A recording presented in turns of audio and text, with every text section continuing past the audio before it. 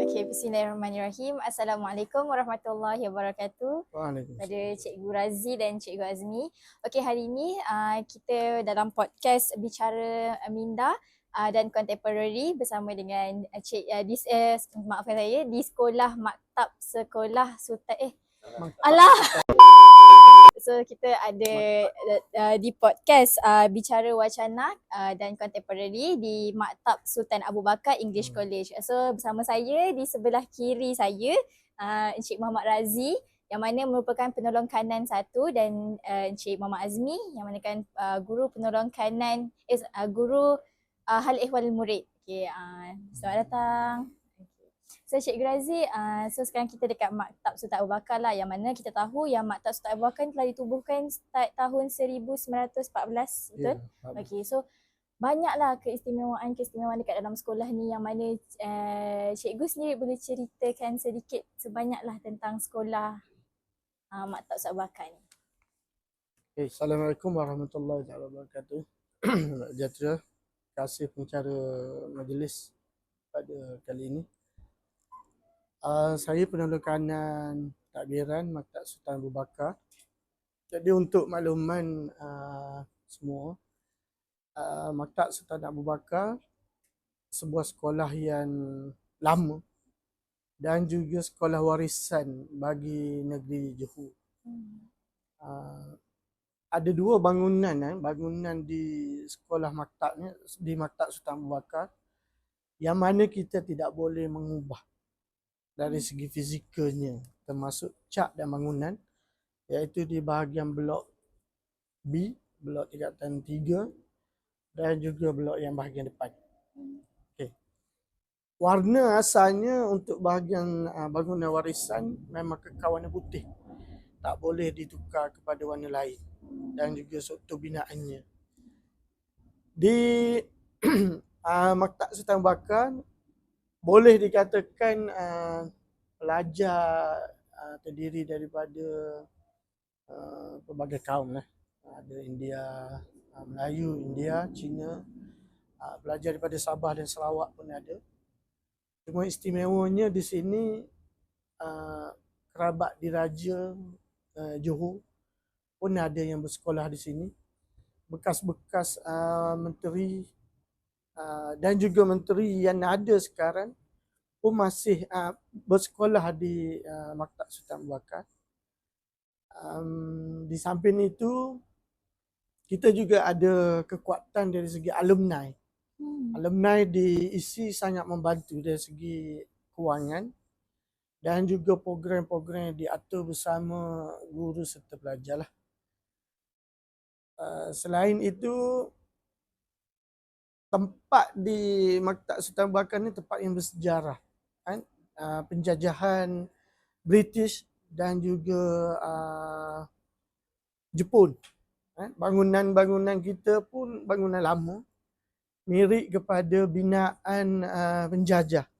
Sebagai contoh, asrama. Asrama merupakan tapak Hospital Sultanah Aminah.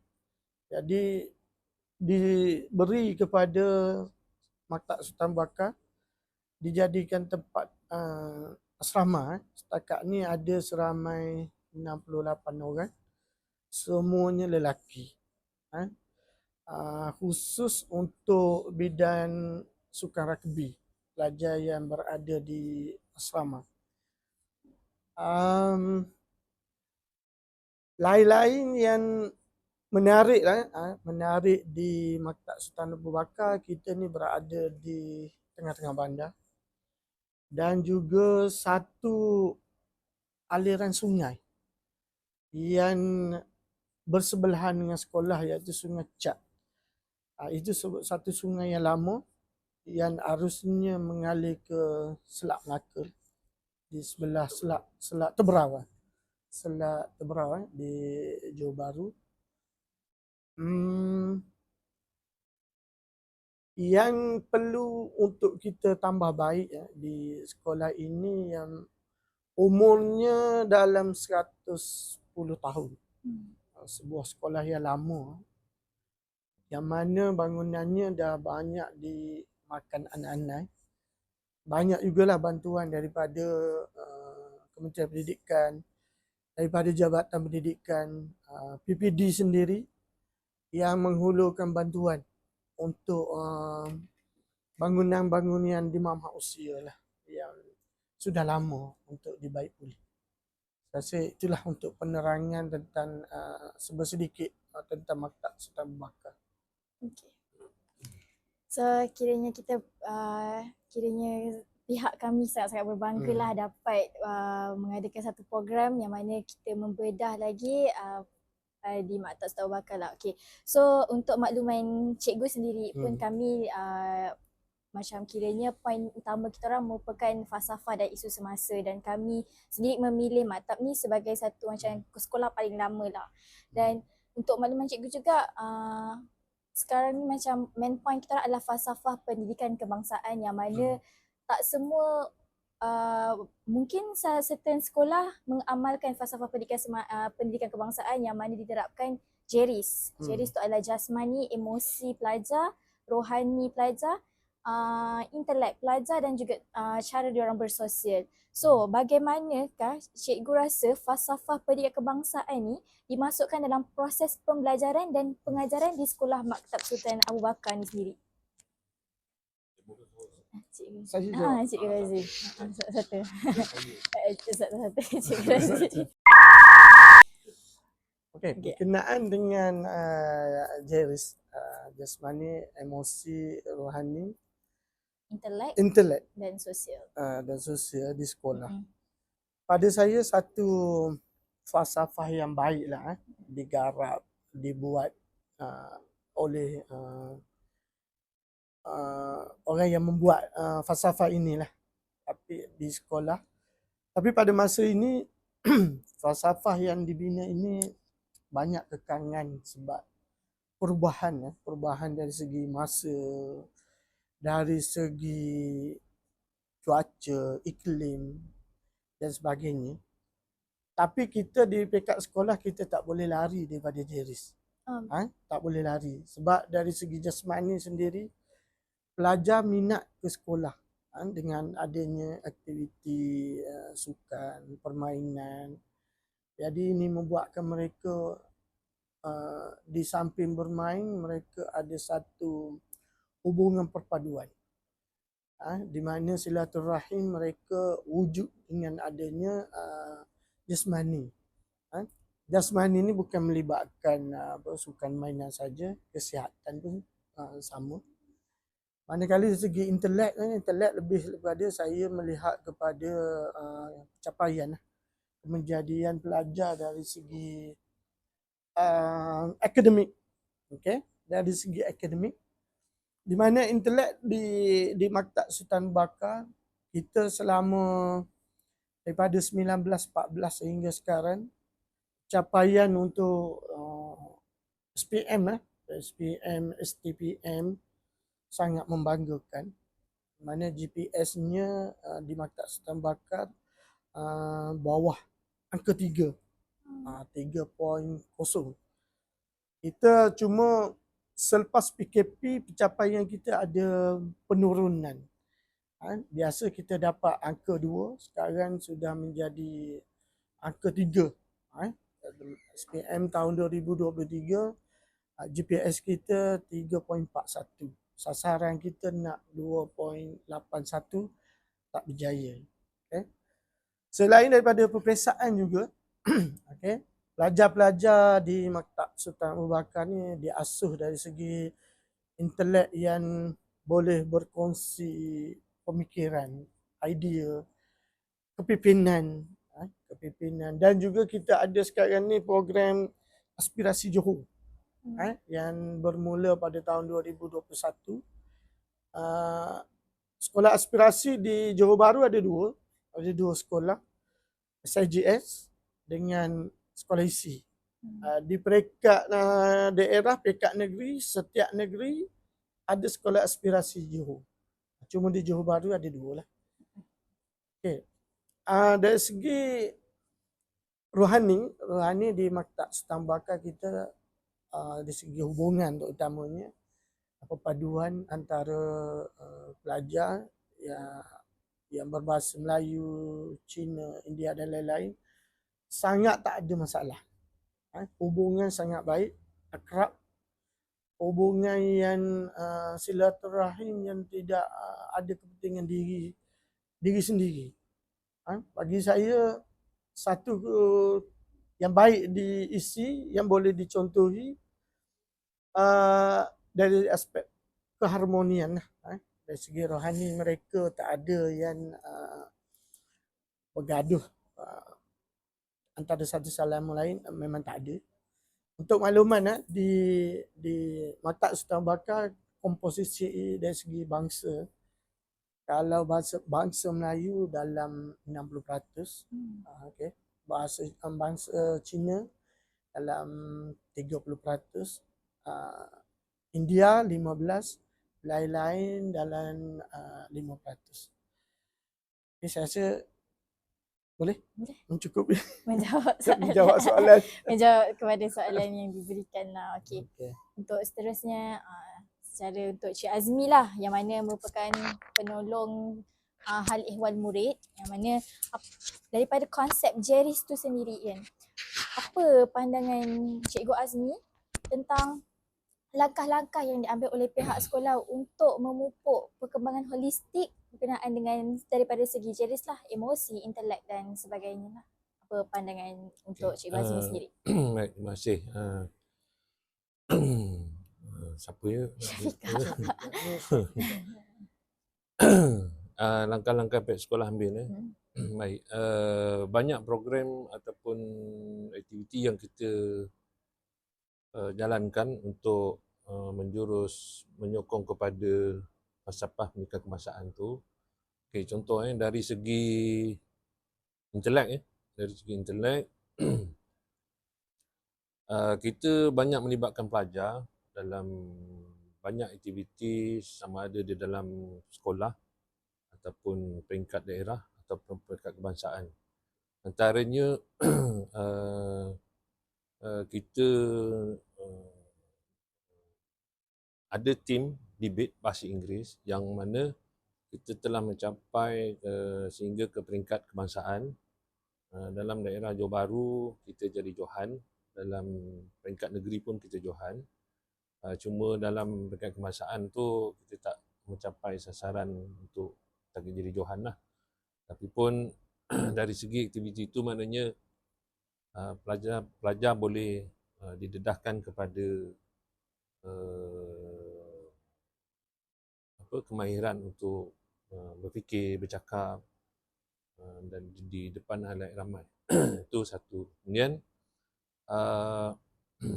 kita dalam PDPC pun, dalam kelas pun kita menggalakkan pelajar terlibat secara aktif.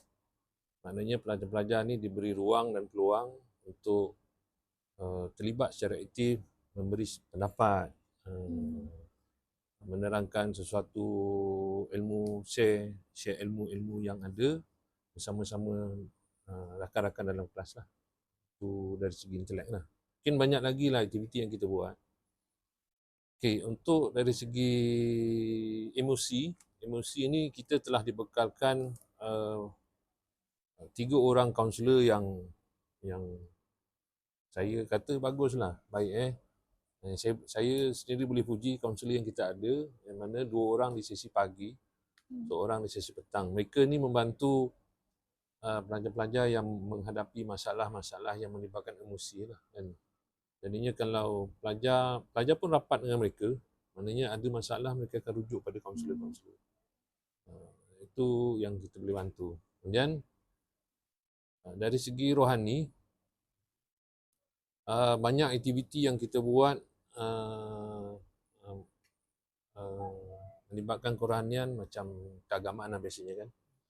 Okey, contohnya pada setiap hari Khamis 7.30 hingga pukul 8 kita akan buat, kalau kita pecah pada 3 lah. Untuk pelajar-pelajar Islam kita akan buat pembudayaan Al-Quran. Biasanya kita akan buat bacaan Yasin. Kemudian kita akan ada tazkirah. Dan tazkirah pula bukan dari guru saja. Maknanya ada pelajar yang kita beri peluang untuk memberi tazkirah. Kita dah pilih dah pelajar-pelajar yang berkebolehan. Jadi yang itu pun kita boleh kata sebagai pelajar tu yang memberi tazkirah tu, satu ialah dari segi intelek dia jugalah secara tak langsung. Dia beri peluang untuk bercakap, dia audien yang ramai, yang maknanya tak ada rasa macam gugup kan. Maknanya saya boleh beri pujilah pelajar yang ada keberanian untuk beri tazkirah tu. Kemudian untuk pelajar-pelajar yang kaum Cina ni, kita mereka pun ada program lah. Mereka ada program dia bersama dengan cikgu-cikgunya menjalankan aktiviti kepercayaan masing-masing lah. Kemudian kaum India pun sama juga. Mereka bersama dengan guru-guru India menjalankan aktiviti kepercayaan dia juga. Kemudian selain tu sambutan-sambutan hari kebesaran dalam Islam pun kita akan buat. Contohnya pada Sabtu minggu depan kita akan jalankan program sambutan Maulidur Rasul. Kemudian bulan puasa, kalau bulan puasa tu kita menjalankan aktiviti berbuka puasa dan juga tarawih. Untuk yang tahun ini 2024 kita cuma buat di asrama ajalah. Untuk tingkat sekolah kalau kita tak buat, insya-Allah tahun depan mungkin kita akan buat di sekolah lah. Bergantung kepada keperluan dan juga keadaan semasa. Dari segi sosial pula, kebersamaan pelajar tu seperti yang tadi Haji Razif maklumkan, maknanya memang pelajar kita ni tak ada masalah perhubungan antara kaum. Isu-isu antara kaum tu setakat ni, dulu saya tak pasti, tapi setakat ni saya tengok memang tak ada lah. Maknanya semuanya berjalan dengan baik, hubungan mereka baik, boleh bekerjasama dalam satu tim. Contohnya tadi saya kata pasukan debat kita terdiri pada 3 kaum sebenarnya campur-campur. Ada pelajar Melayu, pelajar India, pelajar Cina pun ada. So mereka dalam satu tim tu bekerjasama untuk membentuk satu tim yang baik. Kemudian dari segi apa lagi belum? Itu saya pun. Itu je lah kot. Nanti kalau agak-agak saya teringat nanti saya beritahu. Okay. So ni macam tak cukup. tak apa. Okay. Ni mungkin soalan yang kiranya saya tertarik dengan satu tadi masa kita berbual dekat dalam bilik kan, yang ada cikgu kata murid-murid sekarang ni lepas PKP dengan masa PKP ni sangat-sangat berbeza. Apa pandangan Cikgu Azmi sebagai penolong hal ehwal murid ni? Macam kiranya macam ni terdetik sejenak lah apa perbezaan murid-murid sebelum PKP dan selepas PKP. Okay. Memang ada perbezaan yang sangat ketara sebelum PKP dan selepas PKP. Antaranya ialah satu kehadiran pelajar. Kalau sebelum PKP kehadiran pelajar sangat baik. Mungkin sebab mereka tidur awal kot. Kan? Sebab mereka jarang untuk, ramai yang tidak banyak meluangkan masa bersama gadget lah. Sekarang ni yang gangguan kita sebenarnya ialah gadget sebenarnya. Gadget tu terlalu macam mana terlalu, semua pelajar sekarang ni hampir semua ada gadget.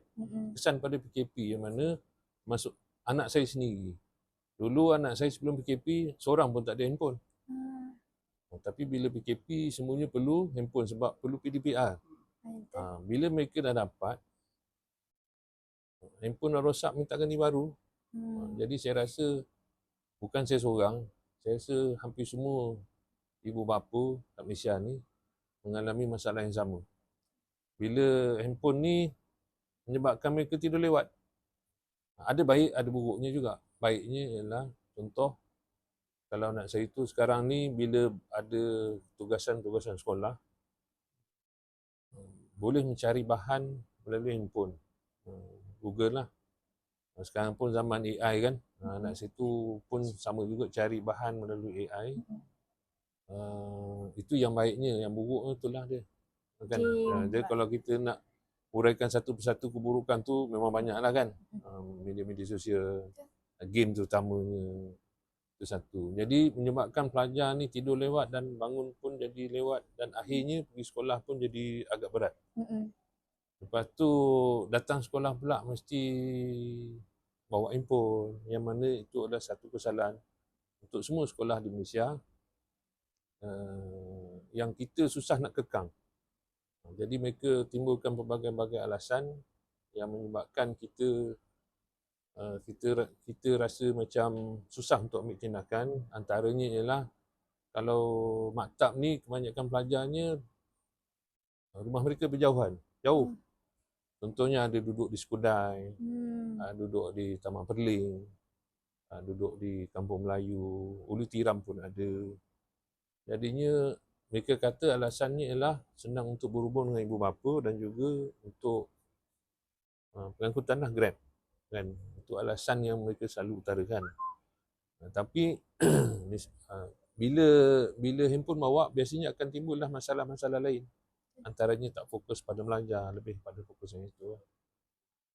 So itulah antara yang cabaran bagi kami sebagai guru untuk meningkatkan balik motivasi pelajar supaya lebih fokus pada akademik. Jangan terlalu seringatkan handphone. Dan sampai ada juga ibu bapa yang mengatakan pada saya kalau handphone tu tak ada ataupun rosak, sanggup tak sekolah dan sanggup untuk pergi bekerja sendiri untuk cari duit semata-mata nak beli handphone. So menyebabkan bila mereka kerja, maka prestasi akademik ataupun kehadiran ke sekolah jadi merosot. Kalau daripada segi sifat student tu sendiri macam mana? Maksudnya? Macam sifat sebelum macam ada certain macam generasi sekarang lah kan, macam kita tahu Gen Z kan, sifat dia orang kadang-kadang lagi agresif, tak nak dengar kata, dibandingkan lah dengan sebelum ni punya. Agresif tu pada saya mungkin tak ada lah. Dia tak ada. Masih tak kawal lagi. Dia lebih kepada bila pegang handphone ni macam dia lebih menyendiri lah. Nak bersosial jadi kurang. Bersosial di alam maya je. Faham. Jadi rakan-rakan yang ada depan mata pun mungkin jadi agak kurang lah. Nak nak berkomunikasi mungkin kat dalam WhatsApp je kan. Dalam WhatsApp, dalam itulah alam maya itulah. Mereka berkomunikasi macam itu. Bagusnya pula kenalan makin ramai lah sebenarnya. Tapi kenalan yang mungkin mereka tak pernah jumpa lah. Macam tu. So tu cabaran kita lah. Okay, untuk Cikgu Razi sendiri saya ada... Jawab soalan ke? Jawab. Risau kat aku tak jawab. Jawab. Okay, untuk Cikgu Razi sendiri kan, saya ada macam tertulis satu ayat yang Cikgu Razi kata dekat sekolah ni yang duduk asrama hanya budak rugby je. Yeah. Okay, satu. Kedua, apa KPI yang nak dicapai untuk satu-satu student untuk masuk sini dan untuk diorang stay kat sekolah sini? Ada ke sesi pembuangan pelajar ke atau dan sebagainya? Okey, untuk keutamaan syarat-syarat untuk masuk ke Maktab Sultan Abu Bakar. Satu, kita pilih pelajar yang betul-betul hebat, ada ilmu, ada pengalaman, ada penglibatan, penyertaan dalam rugby. Yang kita pilih keutamaan. Yang kedua, kita akan pilih akademik. Baru pergi kepada akademik. Cuma tahun lepas kita ada tambah sebab kita nak hidupkan balik sukan-sukan yang sudah tidak dibangunkan lah. Contohnya seperti hoki, kriket, softball pun kita dah mula ada, dan lebih kepada muzik lah, hiburan orkestra yang kita dah pupus lah sebab kita kekangan daripada segi pengalaman guru, ilmu guru. Cuma kita sekarang ni ada juga memohon dengan BBD, jabatan juga, untuk menyalurkan kalau boleh guru-guru yang hebat lah dalam bidang sukan-sukan yang kita nak balik kegemilangan isi. Selain itu, untuk bagi pelajar asrama, kita tak amai pelajar asrama, hanya 68 orang setakat ini. Yang boleh dimuat dalam asrama lebih kurang 200.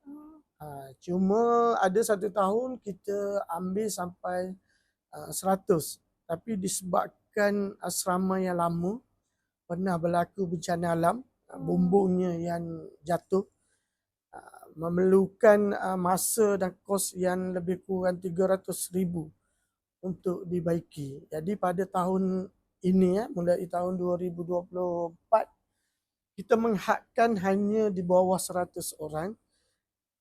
Jadi untuk 100 tempat lagi kita buat untuk tempat isolasi. Sebab ada pelajar yang sekarang ni yang diserang dengan pelbagai penyakit.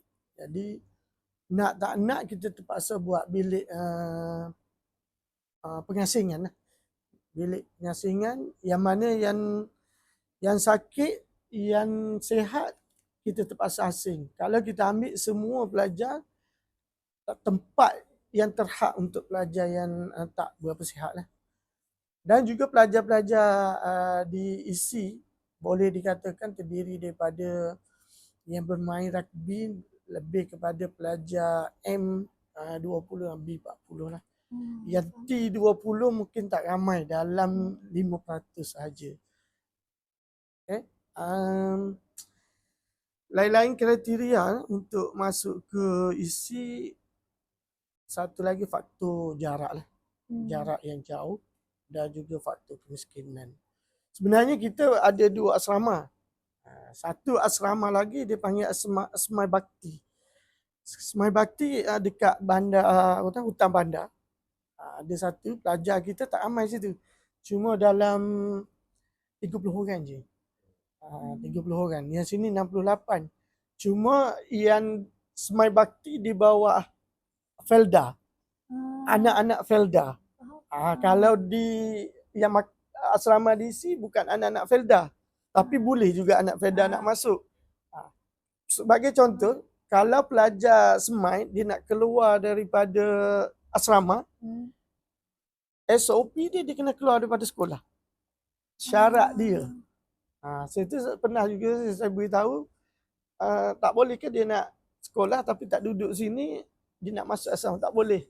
Kalau dia keluar, dia daftar balik, tak apa. Syarat dia kalau keluar Asmai Bakti, mesti keluar isi. SOP dia. Saya pun baru tahu benda macam ni lah. Syarat dia. Ya. Sebab dia ditaja oleh Felda. Dari segi rumah, dia orang sekarang menginap di dekat Stadium JDT. Sebab bangunan baru asrama yang lama sedang dibaiki. Jadi dia duduk dekat perumahan Prisma. Ada bangunan di sana disediakan. Cuma saya tertarik dengan asrama Semai ni. Dia kemudahannya bagus. Bas hantar pelajar pergi pasar malam, saya pernah terserempak. Masjid tu biasalah solat Jumaat. Riadah, taman-taman permainan, memang basnya akan bawa pelajar. Kita kenal tu sebab dia tulis dekat bas, di badan bas ada asrama Semai Bakti Felda. Itu yang menarik. Dan juga setiap tahun kita dijemput dalam program mereka di asrama Semai. Jamuan akhir tahun dia orang buat persembahan dan sebagainya lah pelajar. Tapi bukan pelajar isi saja di situ. Ada pelajar SIGS, pelajar Muhammad Khalid, pelajar yang berdekatan di sini. Yang duduk anak-anak Felda. Cuma kita kalau di asrama isi, bila ada asrama Felda, ramai anak-anak Felda memang duduk di asrama Felda. Sebab mereka menyediakan kewangan yang sangat bagus berbanding dengan asrama sekolah.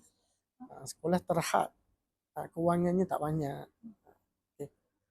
Boleh? So kita dah dengar soalan yang sangat-sangat, kiranya macam soalan dan jawapan yang sangat-sangat memberangsangkan lah untuk saya. So ni untuk soalan yang terakhir, apakah macam untuk cikgu sendiri, apakah macam harapan cikgu kepada pelajar-pelajar untuk memupuk dalam segi memupuk semangat diorang, untuk diorang tak tercecer lah dalam pendidikan dan sebagainya lah.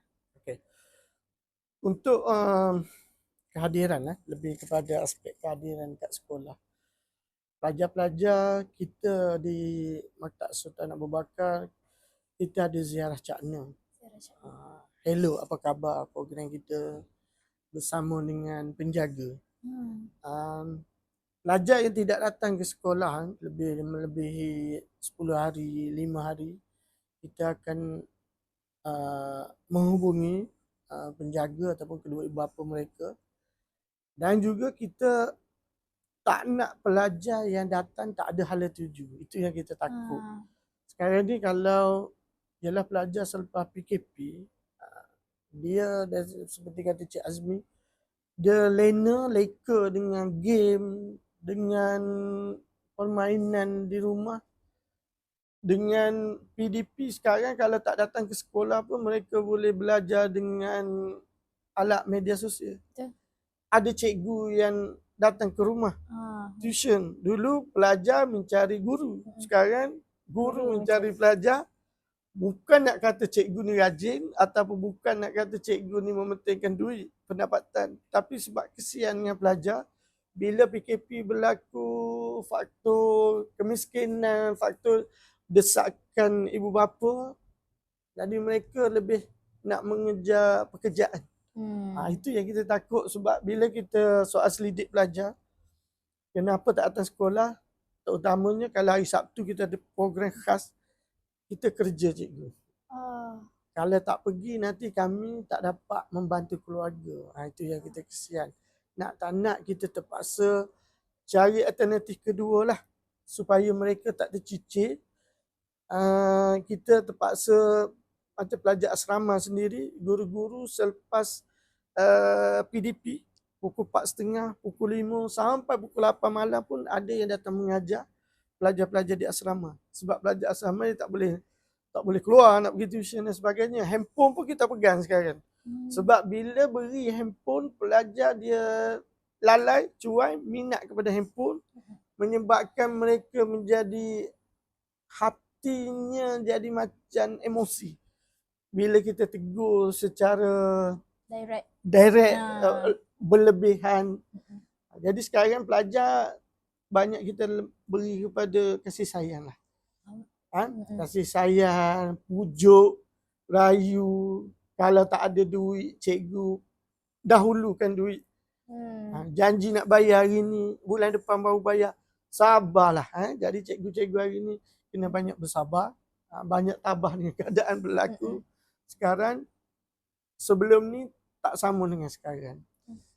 Banyak perubahan lah yang perlu kita hadapi. Di samping dengan kos harga hidup, ekonomi kita naik turun. Jadi kita nak tak nak, kita kalau kita marah pelajar pun kita kena mengkaji. Betul. Tak boleh nak tembak terus. Kita kena soal selidik pergi rumah terutamanya. Kita tak tahu masalah dia di rumah, adik-beradik berapa orang, datang sekolah tak datang, kita nak marah je. Dulu kita memang macam tu, marah rotan. Marah rotan. Hari ni tak boleh. Hari ni kena soal selidik dulu baru rotan. Kalau nak rotan dah. Tak boleh. Rotan pun kita kalau boleh nak kurangkan, kita banyak kasih sayang memujuk.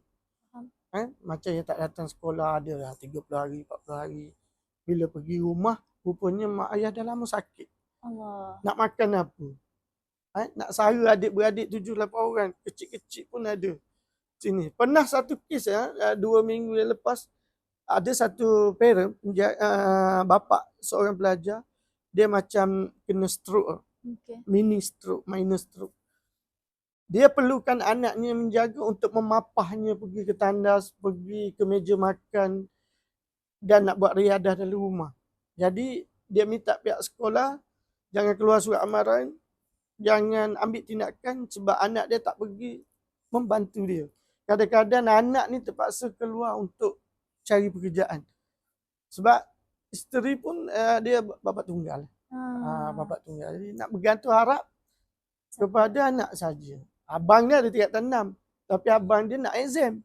Jadi bapa ni utamakan abang dulu untuk datang sekolah hari-hari. Anak adik yang tingkatan 4 ini terpaksa bergilir. Tapi disebabkan jagaan anak ni yang selalu jaga, katanya anak bapaknya dah mula boleh bekerja. Dah boleh bekerja. Jadi sekarang pun anaknya pun dah ada kat kelas. Jadi saya sebagai guru dia, saya mengajar, saya pun terpaksa guna kaedah bila saya tahu keadaannya, cara penyelesaian memang nak marah.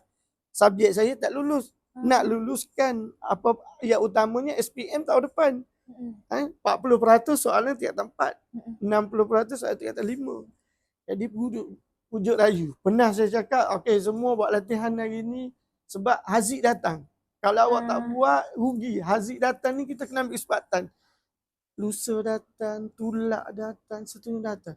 Saya kenapa? Rajin pula datang. Saya tak nak cikgu sindir lagi. Tapi kita menyindir dalam kasih sayang. Bukan nak jatuhkan. Tapi Betul. sindiran kasih sayang tu dia jadi ada kesedaran. Betul.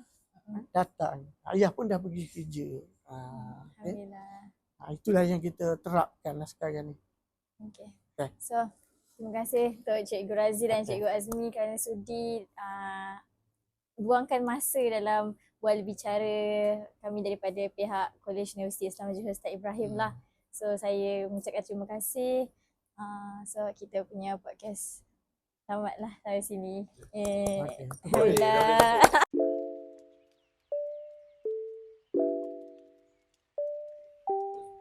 Assalamualaikum. Kembali lagi kita dalam podcast Wacana Minda dan Contemporary bagi slot kedua bersama Cikgu Maktab Sultan Abu Bakar English College.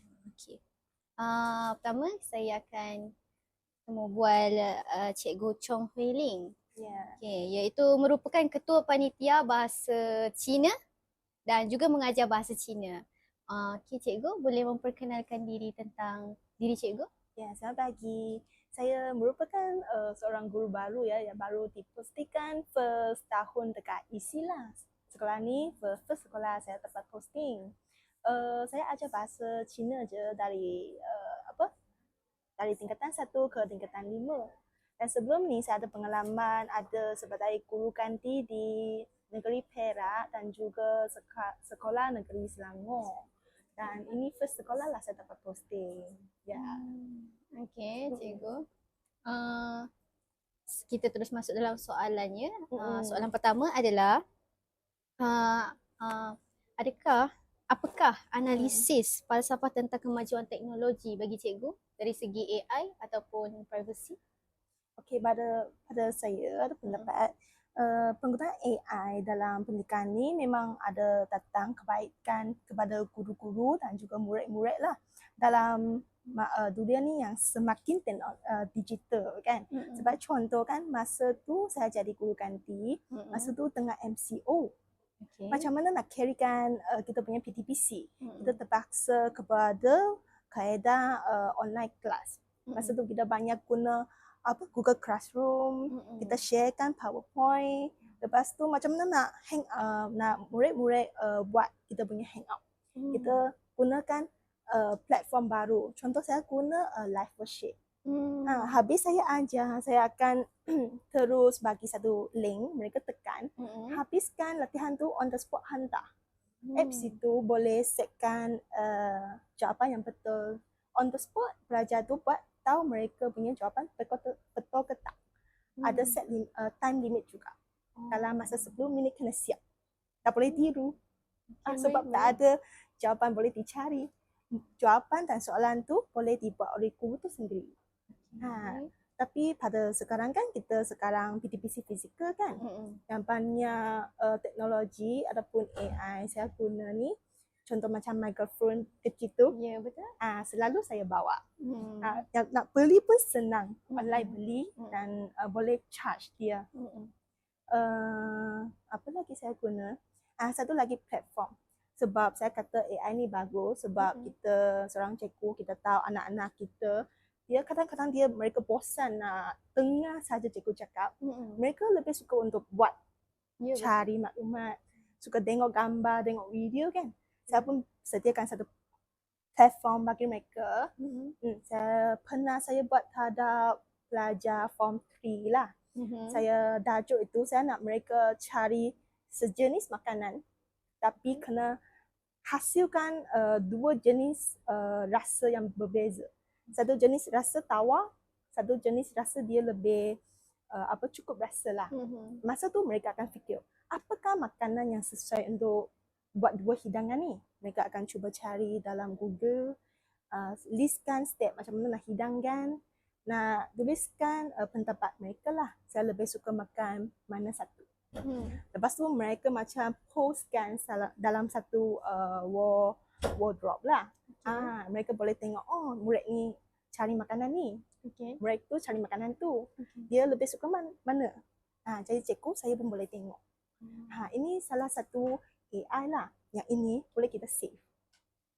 Nanti pada masa datang saya boleh tunjuk lagi kepada the next batch.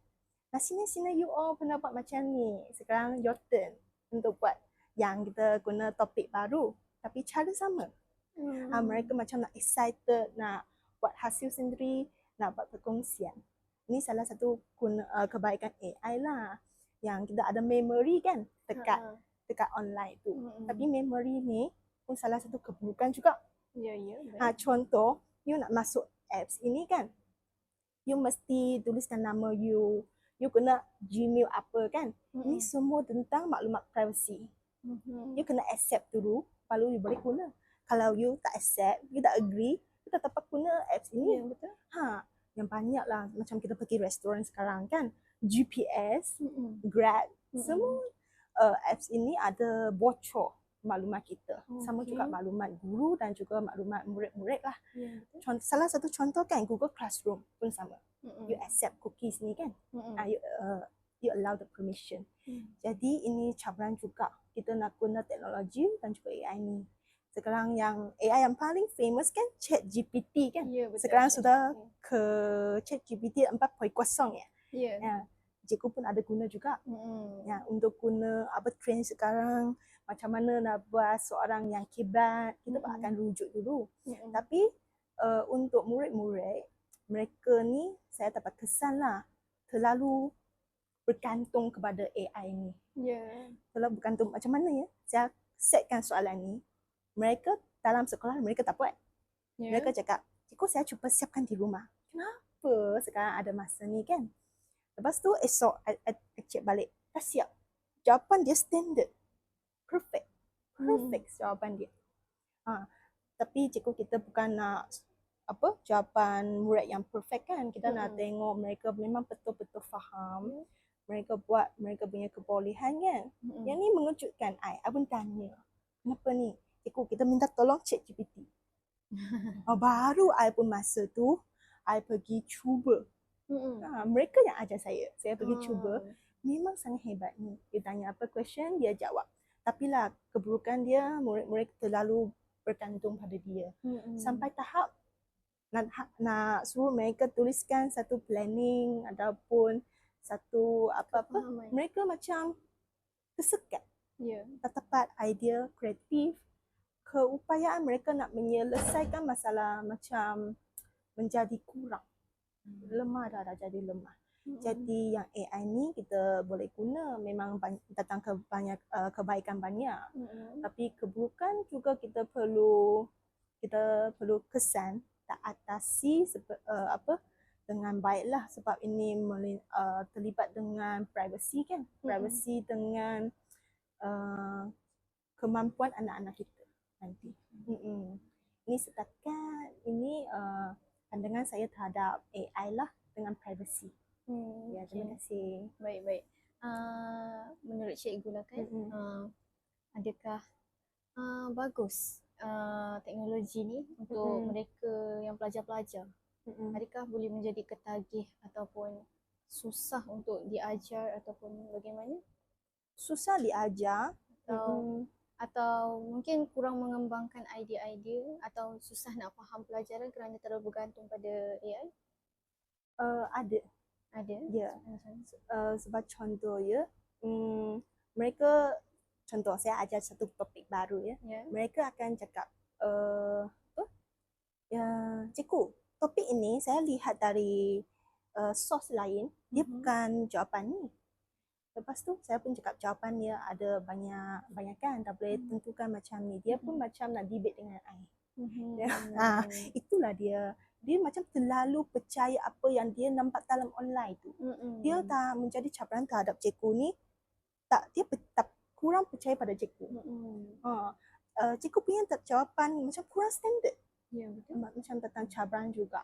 Saya dapat cari contoh kerangan yang lebih baik, lebih panjang, ada beserta contoh yang lebih lengkap dari internet.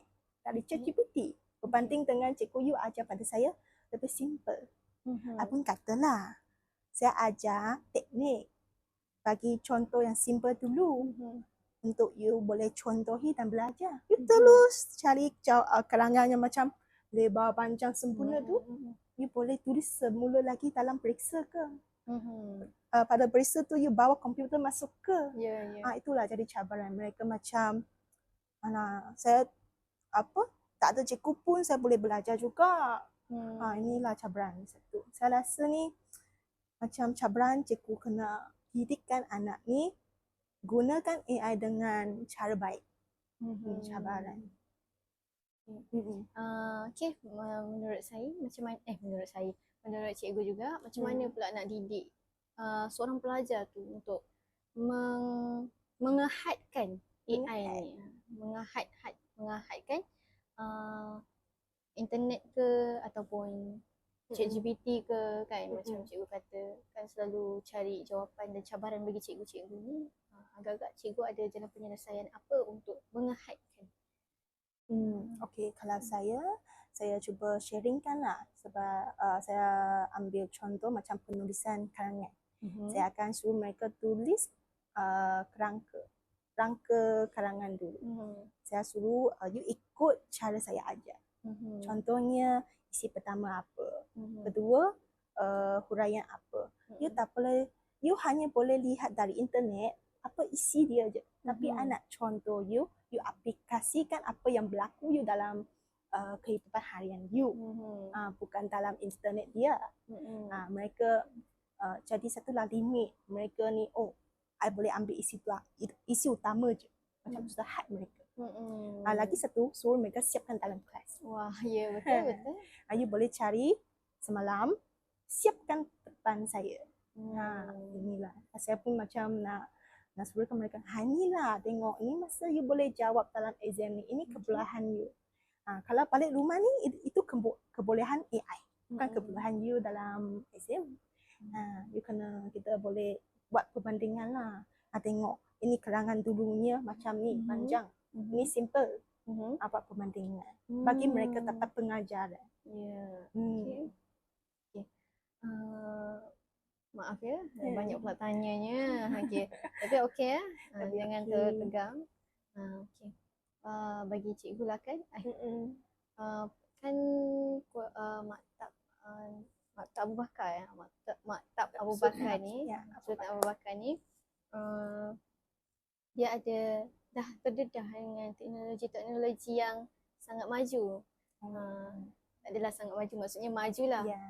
Antaranya apa yang ada dekat Maktab Sultan Abu Bakar ni? Yang sekarang kita ada gambar blok tingkatan 1 dan tingkatan 3 mereka sudah ada smart TV. Ada gantung pada dinding tu. Yang tingkatan 5 mereka ada smart board. Apa yang saya dapat beza dua-dua smart TV dengan smart board ni, smart board dia ada kamera.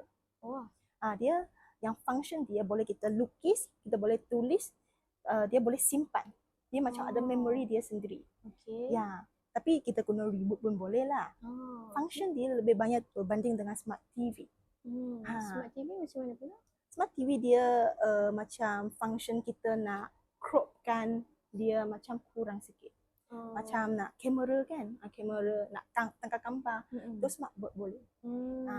Tapi yang form, kalau tak silap juga pun sama kan, macam Julai ke Ogos macam ada smart board, smart TV ni untuk sekolah ni lah. Jadi banyak cikgu juga tengah dalam tahap yang belajar macam mana nak gunakan yang smart TV dengan smart board tu dengan optimis. Kita masih dalam tahap tengah belajar lah. Yang banyak kita buat kan macam kita show, kita punya buat PPT, picture, video, like that. Dulu kita macam banyak pakai LCD.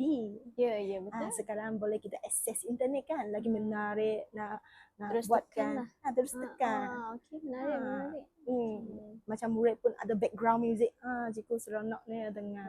Macam itu. Baik. Soalan, mungkin soalan terakhir. Kalau ada soalan lagi saya boleh tanya. Soalannya adalah, bagi pendapat cikgu, apa perbezaan dulu dan sekarang Dulu dan sekarang. dalam teknologi bagi pelajar-pelajar, mungkin cikgu-cikgu ataupun pelajar-pelajar?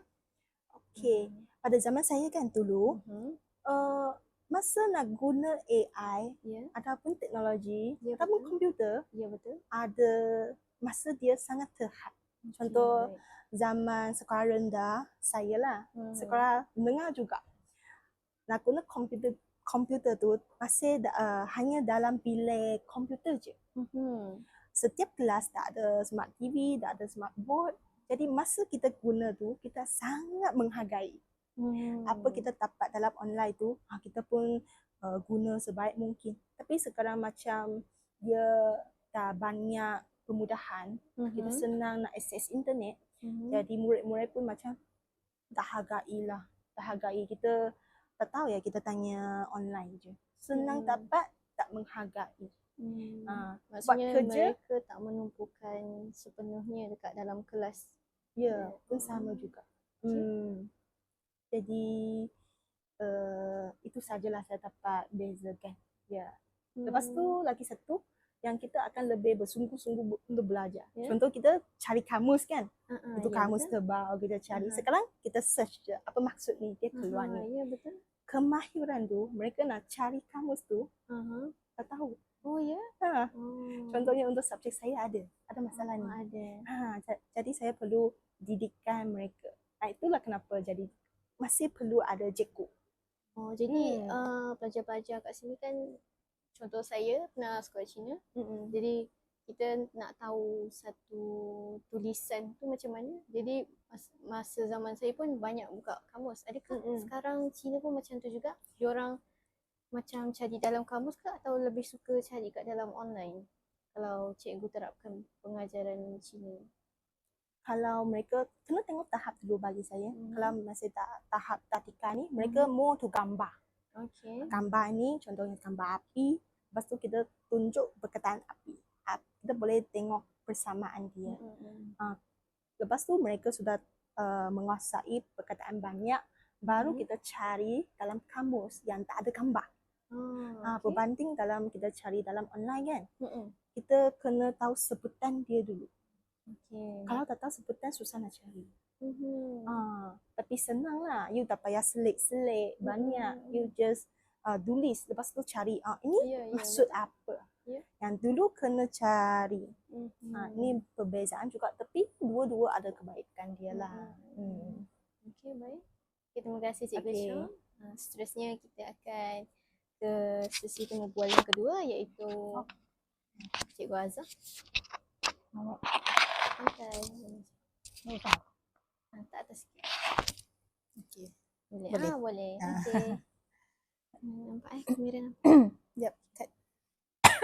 Boleh. Santai. Tak boleh crop. Okey. Okay. Seterusnya Cikgu Azhar Afnizan binti Muhammad Ayub Saya. merupakan guru ketua panitia bahasa Jepun. Ya, saya. Dan juga mengajar bahasa Jepun. Ya. Dan dikatakan juga aktif membawa pelajar-pelajar keluar bertanding di mana-mana. Macam mana cikgu boleh memperkenalkan diri? Okey, boleh. Assalamualaikum. Saya Azhar Afnizan binti Muhammad Ayub. Jadi saya reposting di sini sebab asal dulu mengajar sekolah rendah. Jadi bila saya tukar option bahasa Jepun, saya dihantar ke sekolah ni untuk sambung mengajar bahasa Jepun. Tapi sambil tu ada juga ajar bahasa Inggeris dan moral. Tapi option saya memang bahasa Jepun. Jadi dari tingkatan 1 hingga 5 memang semua saya ajar lah untuk bahasa Jepun. Jadi bila cakap pasal bahasa Jepun ni, terus masuk ke? Boleh. Okay. Sebab bila kita belajar bahasa Jepun ni, bahasa akan datang bersama budaya. Jadi bila orang cakap Jepun ni, biasanya orang akan nampak dia punya budaya yang baik lah. Orang akan nampak macam tu. So orang akan kata Jepun ni, yang baik, yang hormat orang, yang sopan santun, yang menjaga masa, menjaga kebersihan dan sebagainya. Jadi bila saya cakap dengan dia orang, belajar bahasa bersama dengan budaya. Jadi maknanya bahasa tu akan termasuklah sistem tulisan, something yang memang sangat berbeza dengan ABC. lebih daripada ABC. Ya, betul. Ya, ABC cuma 26 Fakta. huruf tu, Ha. yang bahasa Jepun ni ada 3 sistem tulisan, Okey, kan. baik. Setiap tu pula banyak dia punya bendanya. So saya akan pastikan dulu yang mereka ni betul-betul bersedia ke tidak. Sebab memang akan susah. Jadi bila dia tanya, ada setengah tu yang akan bertanya, susah tak nak belajar bahasa Jepun? Okey. Terus terang saya akan cakap memang susah. Tapi kalau nak, kalau suka, kalau minat tu yang akan meneruskan untuk belajar. Kadang benda orang kalau minat kita tak suruh pun dia buat, Ya, kan. betul. So kebanyakan pelajar macam itulah. Ada setengahnya, ada Zairi sendiri pun belajar bahasa Jepun juga. So diorang ni kebanyakannya yang teruskan tu memang dari form 1 tu biasalah berduyun-duyun datang kelas, kan. Sebab kita open. Okey. Jadi bila setiap tahun tu dari form 1 tu kita open, maknanya setiap tingkatan tu kita buka jadi satu kelas. Jadi tingkatan 1 tu memang ramailah daripada 40 orang. Nanti bila dah mula susah akan tarik diri. Jadi macam-macam alasan lah. Alasan transport lah biasanya, kan. Tapi kita tahulah dalam pada tu mesti sebab diorang susah nak bawa, kan. Lagi kalau bila diorang dah tak datang kelas. Jadi bila datang kelas seterusnya, diorang rasa macam tertinggal. Jadi bila rasa tertinggal, dia rasa macam susah nak catch up, itu yang diorang tarik diri tu. Tapi ada setengah pelajar walaupun diorang masuk lambat, sebab ada setengah pelajar tu kadang tingkatan 2, tingkatan 3 baru masuk. Tapi sebelum tu memang diorang dah belajar sendiri. Jadi persediaan tu dah ada. Ada orang memang cepat tangkap. Jadi susah nak cakap pelajar ni. Kadang kita tak terima rasa sayang pula. Ya, Jadi siapa nak belajar, okey, saya welcome je. Dia datang kelas belajar. Sebab kadang yang lambat tu yang lagi cepat daripada budak yang memang dari form 1. Okey, baik. Macam tu. Tapi bila macam sambil tu bila cakap pasal budaya ni pertandingan, itu co-curriculum lah. Jadi akademiknya memang bahasa Jepun dalam kelas. Tapi untuk co-akademiknya, untuk co-curriculumnya ialah pertandingan-pertandingan di luar lah. Okay, bukan setakat yang belajar lah. Kalau belajar tu macam speech contest, kan. Dia orang ada buat kanji ke apa-apalah yang akademik. Tapi kalau macam kita orang ni, kita ada kelab bahasa Jepun. Ya. So dekat kelab bahasa Jepun tu ada tim Kaizoku kita orang. Itu untuk tarian Jepun. Mungkin orang dengar tarian Jepun tu yang macam namanya? apa. Kaizoku tu tim kita orang. Kaizoku tu sebenarnya lanon. Nak kaitkan dengan Johor lah, kan. Tapi kita macam play word. Saya suka play word ni sebab sebenarnya Kazoku dengan Kaizoku. Kazoku tu family. Jadi nak bagi diorang rapat, diorang memang satu team ni memang diorang rapat. Jadi bila pergi sama-sama cakap korang satu Kazoku, suatu family, jadi jaga sama-sama. Jadi yang mana abang-abang senpai tu, senior tu akan jaga yang adik-adik ni. Adik-adik akan hormat abang-abang. So sama-sama menjaga. Jadi bila diorang ada aktiviti apa-apa, kan, diorang memang rapat lah. Hari yang terbaru ni, hari tu saya bawa pergi Penang. Pertandingan. Jadi banyaklah sekolah-sekolah yang dekat Malaysia ni. Jadi bila diorang keluar, sebelum tu saya dah bagi tahu dah, okay, ni sekolah ni, sekolah ni, sekolah ni. Nampak diorang punya sensei, great. Okay, apa yang kamu dah belajar tu, apa hajimashite ke, dozo yoroshiku ke, diorang akan cakap lah. Jadi kat situ diorang punya dari segi sasiah, diorang apply kat situ juga. Itu penghormatan apa? Dia punya greeting lah, kiranya. Jadi dengan cikgu. Diorang kat situ juga diorang meluaskan diorang punya connection lah dengan sekolah-sekolah lain, kan. Jadi nanti sekolah ni diorang boleh tanya-tanya macam mana diorang belajar, kan. Jadi setiap sekolah tu setiap cikgu tu mesti ada diorang punya cara, kan. Jadi tu. Ni pula nanti hari Rabu ni nak pergi Osaka pula pun pertandingan juga. Nak pergi Osaka. Osaka, wah. Pun bawa budak juga. Itu pun untuk pertandingan kita akan combine dengan sekolah lain. Itu pun competition tarian juga. Jadi bila tarian ni orang nampak, tarian dia bukannya tarian lemah gemalai ke apa, sebab dia orang perlukan stamina, perlukan disiplin. Jadi kat situ pula dari segi disiplinnya kat situ, menjaga masa macam mana, kan. Jadi itu semua kita masukkan lah. Jadi dalam pada tu akademik, sasiah tu semua terbentuk. Sebab minat je lah, ya. Minat kebanyakannya memang minat lah. Jadi bila diorang dah hilang minat tu memang itu susah sikit. Dia yang penting selagi dia ada minat, selagi tu dia teruskan, okey, dia teruskan. Okey, baik. Macam tu lah. Lagi ke terusnya. Okey. Seterusnya Hmm. bagi cikgu lah kan. Adakah seorang pelajar ni walaupun dia seorang yang aktif, adakah dia masih boleh perform, maksudnya boleh mendapat nilai yang terbaik dalam akademik juga bagi cikgu? Okey. Itu dari segi pengurusan masa lah kalau macam tu. Sebab memang ada, kita akan, kalau kat sekolah ni kita panggil all-rounder. All-rounder tu maknanya dia boleh imbangkan akademik dengan co-curriculum kan.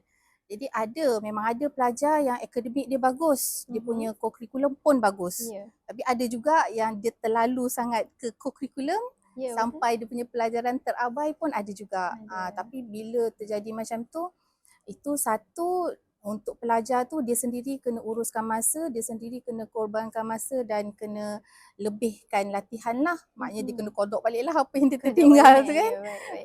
So dia kena study balik dan dia nak tak nak, penat macam mana pun, dia kena ingat akademik tu yang utama kan. Especially kalau dah naik form 4, form 5 kan. Itu memang nak kena lah. Cikgu pula kadang kita memang kena juga, kena sokong lah pelajar ni. Maknanya akademik mana yang dia tertinggal, jangan dia tertinggal jauh dengan kawan-kawan yang lain. Sebab bila dia orang pergi bertanding especially kan, so dia orang akan banyak tertinggal kelas lah. Macam pergi latihan, sebelum pertandingan dah tentu latihan. Latihan pun tak datang sekolah kan. Jadi banyak masa dia akan tertinggal di sekolah. Jadi cikgu-cikgu pun kena sediakanlah juga lembaran kerja ke, latihan ke, apa cara pun untuk memastikan yang pelajar tu tak tertinggal jauh dengan kawan-kawan yang lain. Macam tu. Okey, ikut pengalaman cikgu Ya. kan bawa aktiviti. Antara aktiviti apa yang selalu cikgu hantar? Adakah memang hanya pelajar Jepun je yang cikgu bawa ataupun pelajar-pelajar lain ada juga yang join? Okey, macam yang untuk tim Kaizoku ni, sebab dia tarian. Jadi mereka yang aktif ada setengah tu tak masuk kelas bahasa Jepun pun. Tapi bila kawan-kawan ni ajak dan dia pun tertarik kan. Jadi diorang sama-sama. So tak semestinya kelas bahasa Jepun lah. Tapi dalam pada tu dari segi budaya dan sasiah diorang belajar. Dari segi Jepun ni lah disiplinnya. Ada pula sambil-sambil tu dia belajar jugalah perkataan-perkataan basic kan. Arigatou gozaimasu ke kan. Diorang pun mengikut-ikut lah. Macam tu. Jadi kalau untuk akademiknya memang itu apa yang diorang belajar dalam kelas, diorang akan apply. Macam ni pun nanti bulan 2 pergi Okinawa pula. Itu untuk program lain pula. Yang tu lebih kepada akademik. Sebab dia akademik dan budaya lah. Jadi budaya macam apa, kalau macam penglipu lara bercerita tu, tapi Jepun punya style. Itu tingkatan 3 punya budak saya bawa. Jadi itu lain sikit. Dia macam lebih ke akademik sikit. Sebab dia bercakap. Dia tak banyak pergerakan. Macam ni dia macam satu, dia sebenarnya rakugo. Rakugo tu ialah macam penglipu lara, dia bercerita. Tapi dia punya intro. Walaupun cuma 2 minit, tapi untuk persediaan tu, sebab dia punya 2 minit tu dia perlu membuatkan orang ketawa.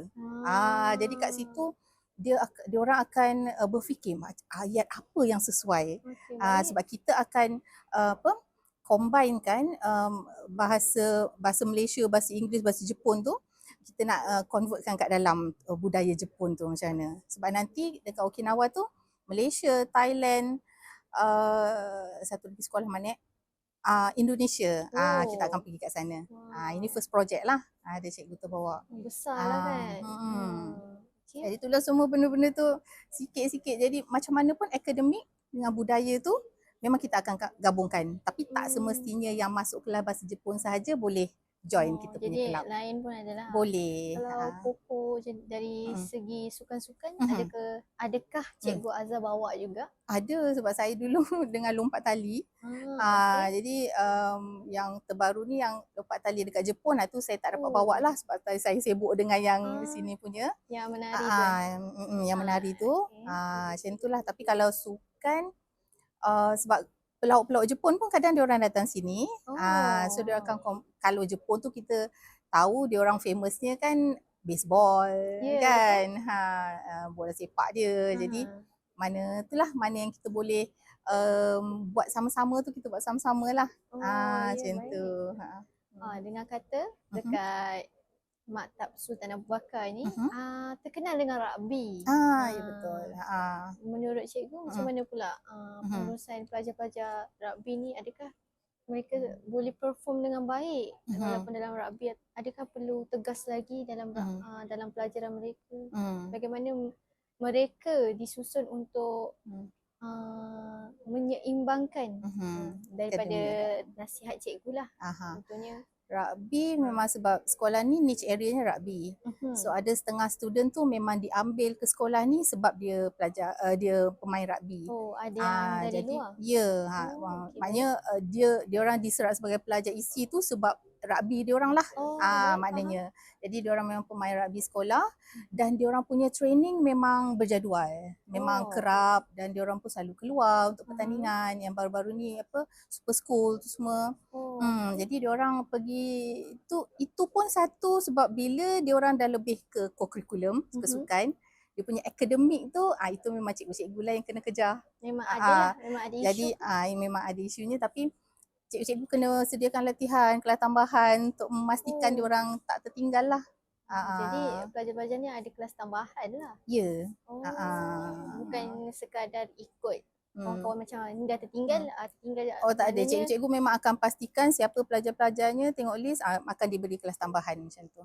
Okey, baik, faham. Mm-mm. Okey, terima kasih cikgu. Sama. Okey, kita pergi ke soalan 3 iaitu bagaimana sekolah menanamkan semangat kebangsaan dan nilai-nilai murni dalam kalangan pelajar dalam konteks FPK. Cong nak jodoh. Bila cakap semangat kebangsaan ni patriotik lah kan. Ya, betul. Jadi macam saya ajar bahasa Jepun. Ya, betul. Mula-mula biasanya lah saya akan cakap dengan budak, Sensei ajar bahasa Jepun, Sensei bukan nak Jepunkan kamu. Ya. Kita belajar bahasa Jepun supaya kita menghargai apa yang kita ada. Sebab lagi banyak kita belajar, lagi banyak kita nampak kesamaan dengan perbezaan kan. Ya, betul. So mana yang sama, kita ambil lah. Kan? Bila yang beza pula, yang mana baik. Jadi yang baik itulah yang kita akan ambil.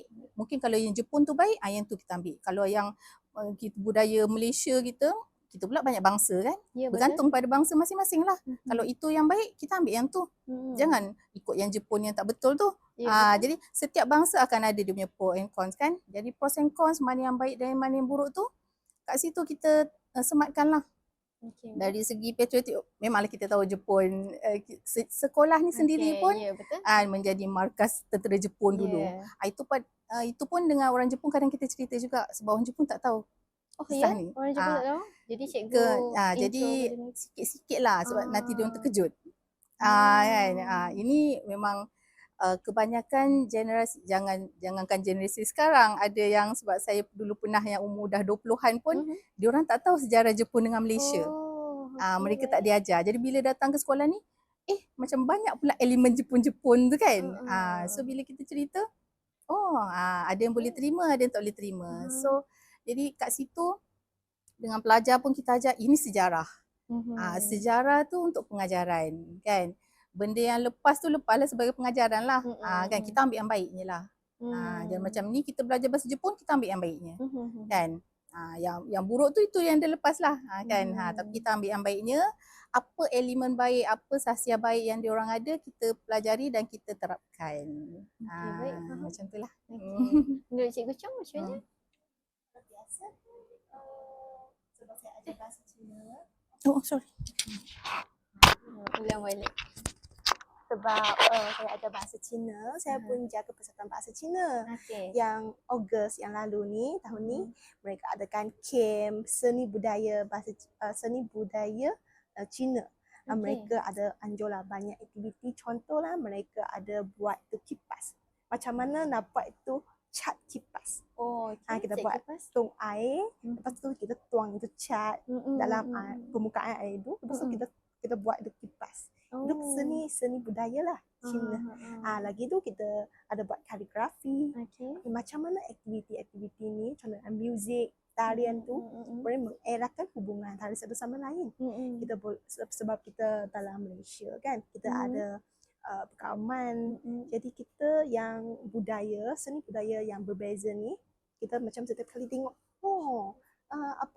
sedapnya dengar lagu tu, tapi kita ni tak tolak. Apa yang kita nampak yang bagus kita terima kan. Saya pun selalu suruh pada murid-murid saya.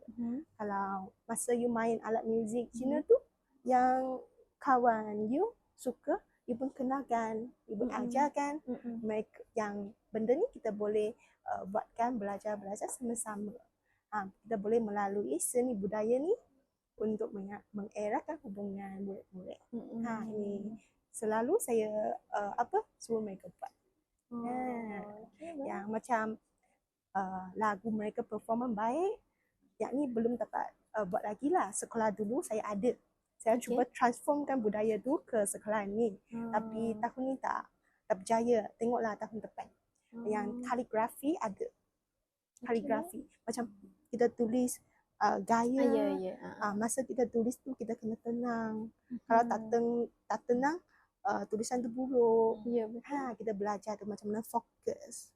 Masa tu tenang. Kita ini kan setiap murid boleh belajar kan. Tapi ini seni dari Cina. Ini saya boleh kongsikan lah. Okay, macam sekolah Cina kan. Saya dulu pernah sekolah Cina. Kalau macam Cina ni memang dia akan, dan sekolah Cina penuh dengan orang Cina. Jadi yang Melayu ni kurang.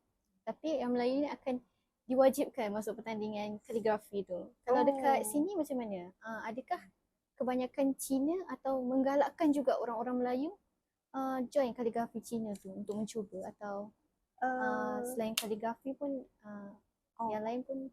Yang sebelum ni saya tengah ada seorang cikgu lah, dia memang sudah senior, seorang guru senior dekat sini. Sebelum tu memang ada buat pertandingan kaligrafi lah. Kita ada terbagi 2 kategori. Satu ni yang non-Muslim. Non-Muslim macam budak India, budak Melayu. Mereka akan belajar lepas tu pertandingan. Kita ada pilih lah tempat. Yang satu kategori untuk budak Cina. Yang secara tidak langsung kita menggalakkan mereka belajar. Walaupun mestilah dalam masa singkat you belajar ni dapat belajar basic je kan. Tapi salah satu cara yang baik lah untuk memupuk minat.